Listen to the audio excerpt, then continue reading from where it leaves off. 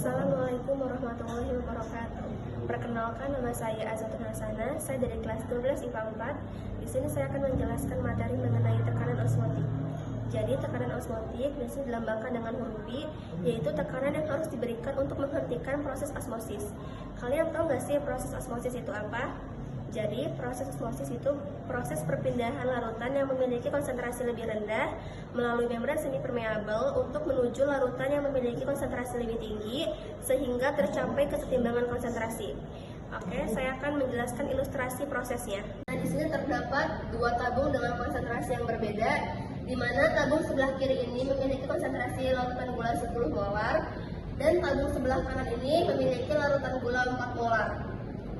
Dan dapat diingat, di dalam larutan itu terdapat pelarut, air, dan zat terlarut yaitu gula. Nah, bulatan yang kosong ini anggap saja sebagai larutan air, dan bulatan yang berisi ini anggap saja sebagai larutan gula. Di mana yang memiliki konsentrasi lebih tinggi itu mengandung zat gula yang lebih banyak. Larutan gula yang 10 molar dimasukkan ke tabung U sebelah kiri dan larutan gula yang 4 molar dimasukkan ke tabung U sebelah kanan. Di mana di tengah tabung U ini terdapat membran semi permeabel yang hanya bisa dilewati oleh molekul air.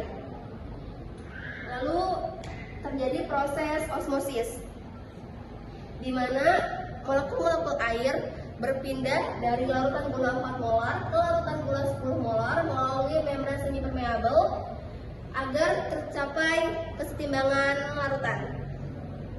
Lalu setelah proses osmosis itu tinggi larutannya itu jadi berbeda, di mana tabung yang sebelah kiri ini larutannya itu lebih tinggi dibandingkan tabung yang sebelah kanan. Lalu bagaimana cara untuk memberhentikan proses osmosis tersebut? Cara untuk memberhentikan itu dengan cara pemberian tekanan untuk menghentikan osmosis. Ilustrasi itu seperti ini. Jadi diberikan tekanan dari atas agar proses osmosis itu berhenti supaya jadi seimbang lagi gitu antara tabung kiri dan tabung kanan. Selanjutnya kita akan menghitung tekanan osmotik. Tekanan osmotik suatu larutan berbanding lurus dengan konsentrasi molar zat, di mana larutan elektron elektrolit persamaan yang kita gunakan untuk menentukan tekanan osmotik yaitu P sama dengan M dikali R dikali T, di mana P itu sebagai tekanan osmotik dengan satuan atmosfer, M itu sebagai molaritas larutan dengan satuan molar, R itu sebagai tetapan gas dengan nilai 0,082 liter atmosfer molar pangkat min 1 Kelvin pangkat min 1, dan T itu sebagai suhu dengan satuan Kelvin.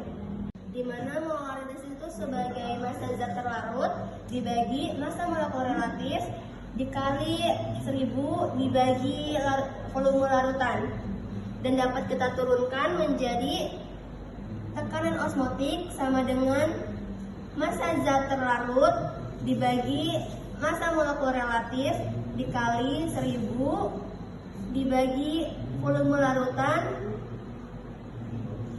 dikali tetapan gas dan dikali suhu. Selanjutnya itu larutan elektrolit, baik elektrolit kuat maupun elektrolit lemah. Penentuan tekanan osmotik harus melibatkan faktor Van Hoff-nya, di mana tekanan osmotik sama dengan molaritas larutan dikali tetapan gas dikali suhu dan dikali faktor Van Hoff-nya, dan dapat diturunkan menjadi tekanan osmotik sama dengan massa zat terlarut dibagi massa molekul relatif dikali 1000 dibagi volume larutan dikali tetapan gas dikali suhu dan dikali faktor Van Hoff-nya.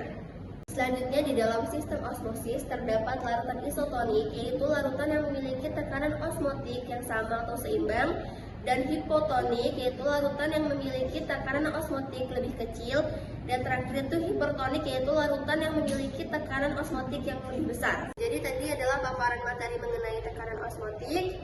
Semoga kalian dapat memahami apa yang saya sampaikan. Terima kasih. Wassalamualaikum warahmatullahi wabarakatuh.